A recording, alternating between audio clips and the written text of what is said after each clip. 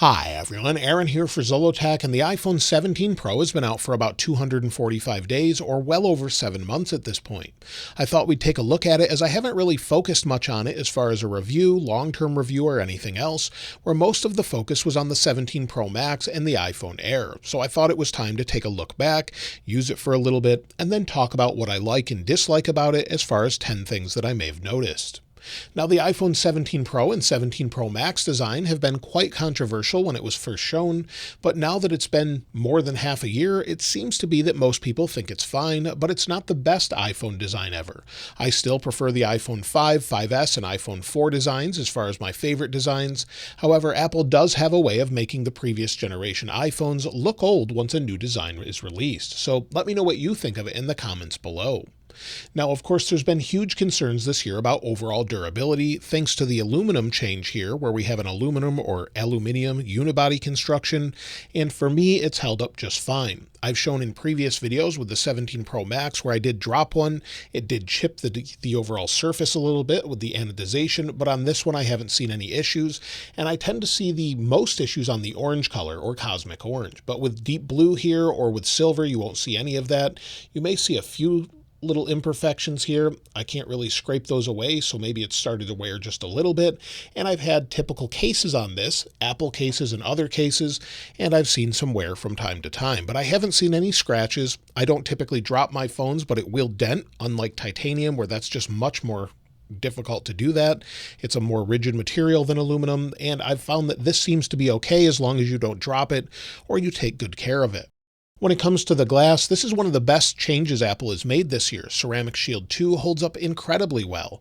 In fact, compared to older phones, there's just no comparison. If I turn off the display here, and let me turn off the always-on display, with the always-on display disabled, if we lock the display, you'll see there's not a single scratch, no light scratches, no micro scratches, nothing on this display. There's no screen protector currently, and it's held up incredibly well. Ceramic Shield 2 is just very, very durable against scratches, and if we compare it to something such as the 11 Pro Max, this just has a ton of scratches on it from normal use. Used the exact same way every single day, put in my pocket, placed maybe on a desk, and that's pretty much it. But for some reason, the older glass scratched much more easily, and the new glass is just a huge improvement, even over the previous generations of Ceramic Shield. So Apple has done a great job here as far as durability. Now, of course, I would recommend a case typically if you want to keep your iPhone safe, and today's sponsor Taurus has an all-new Q3 Air Portugal case for the World Cup. The Q3 Portugal is an FPF limited design, and of course it features the built-in O stand. It's always with you and works as a convenient grip, stand, or even a hook to hang your iPhone anywhere to place it to catch the perfect shot. The O stand rotates 360 degrees and is magnetic, allowing you to attach it to a refrigerator for a selfie or connect it with MagSafe to charge. And of course, it protects your iPhone with its airbag on the corners, giving it drop protection to keep your iPhone safe. The back panel highlights a design inspired by FPF soccer jerseys, and you'll find touches throughout, such as the FPS crest under the corner airbag. Taurus has gone over the top with their attention to detail on this case. Hidden right under the O stand, there's an inspiring quote from Cristiano Ronaldo himself. To check out the Taurus Q3 Air Portugal case and all of the Taurus case lineup, I'll leave a link in the description below. Now, when it comes to charging speed and battery life, that's something, of course, that Apple upgraded this year. There's been a dead battery bug that many people are concerned about, but this is pretty rare and only affects those that actually drain their battery to 0% and let their phone die. Once that happens, sometimes you can't recharge it unless you connect a MagSafe connector to it. And of course, placing MagSafe on the back after a few minutes will just bring it back to life and charge normally. However, there's just this ongoing issue for some where it just doesn't charge through the port properly. Now you can hard reset it so it reboots, or put it in DFU mode, and that seems to fix it for some, but it's an issue that hopefully Apple will resolve, but isn't seemingly that widespread. Now, when it comes to battery life, the overall battery life of this phone is just a little bit less than the 17 Pro Max, of course, given its smaller battery, but it seems to perform quite well. So let's take a look at a few different viewers who've sent in their battery life so we can share their long-term experiences with it. Thanks to Skits from my Discord community for sending this in. Of course, this is on a 17 Pro. This one is running iOS 26.4.2 with 89 cycles and 100% battery health. He had 5 hours and 27 minutes of screen active time, 10 minutes of screen idle time, and used 53% of his battery. He said he averages around 7 hours of screen on time. The second one is from Jamie from my Telegram channel, of course on a 17 Pro with 90 cycles this time and 100% battery health. He had 8 hours and 55 minutes of screen active time, 1 hour and 45 minutes of screen idle time, again averaging anywhere between 7 to 9 hours of screen on time. Typically that's what I'm seeing from most users, a little bit better than the previous years. Now for me it's a little bit lower, maybe around 4 hours of screen on time, where my 17 Pro Max is around 6 to 7 hours of screen on time. So again, my usage varies a little bit as I have a lot of things going on in the background, using it for my phone key or my key for my car and everything else. I think there's just a lot going on despite background app activity being turned off.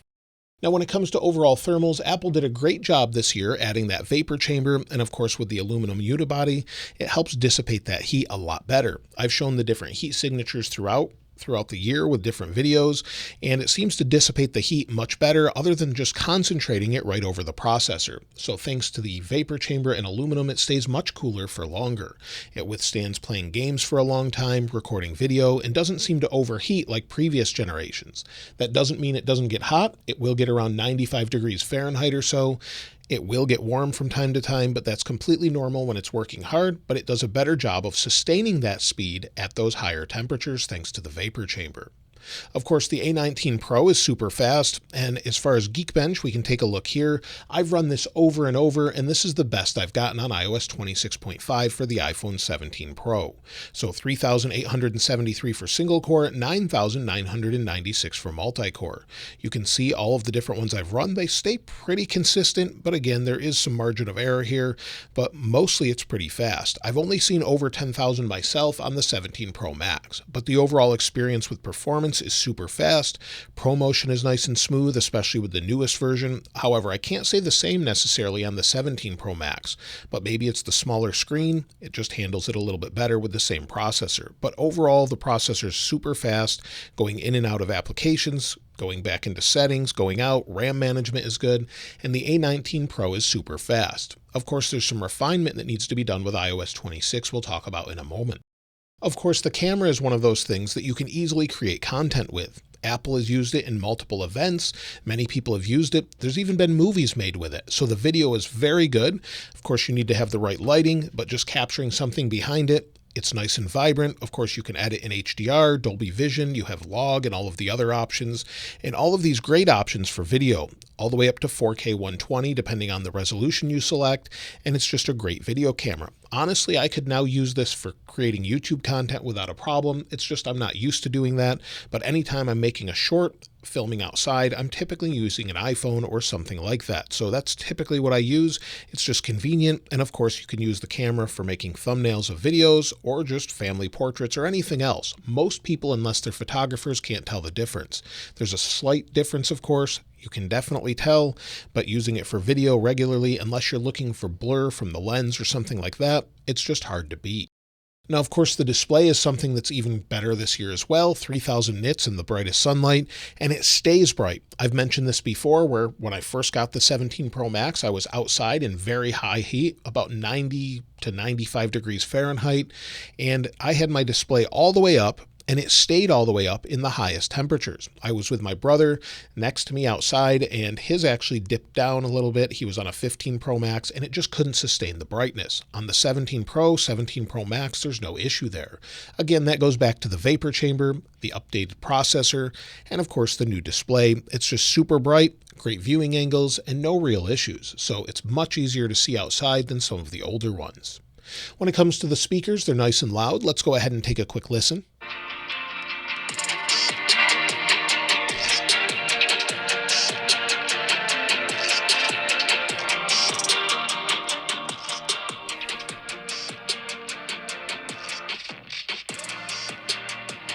So the speakers still sound great after it's 6 months old. Of course, they do distort at some of the highest volumes, at least on the 17 Pro. I haven't necessarily seen that as much with the 17 Pro Max, but they sound a little bit distorted at the very highest volume. Bring that down just a little bit and it's fine, but we're right around 92 decibels or so, right at the top volume.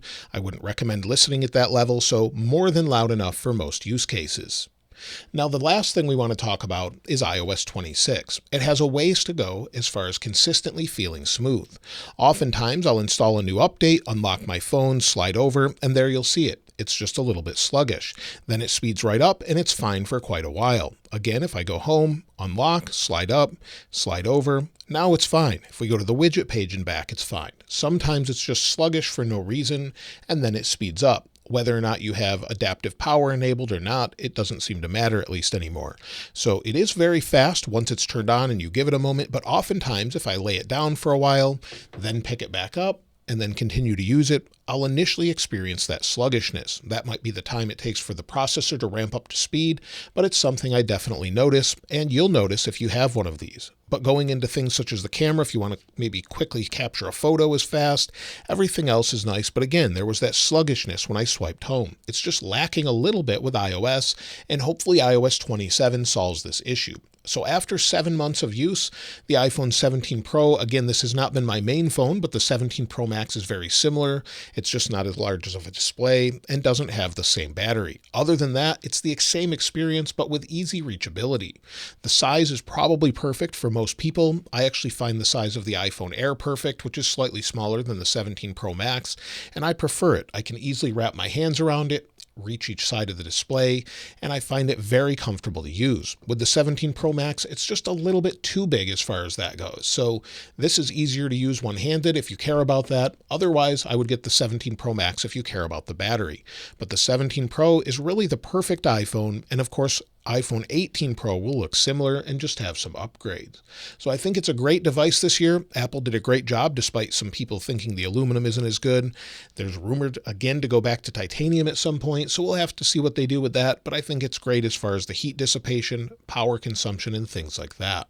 iOS 26, though, definitely needs some work.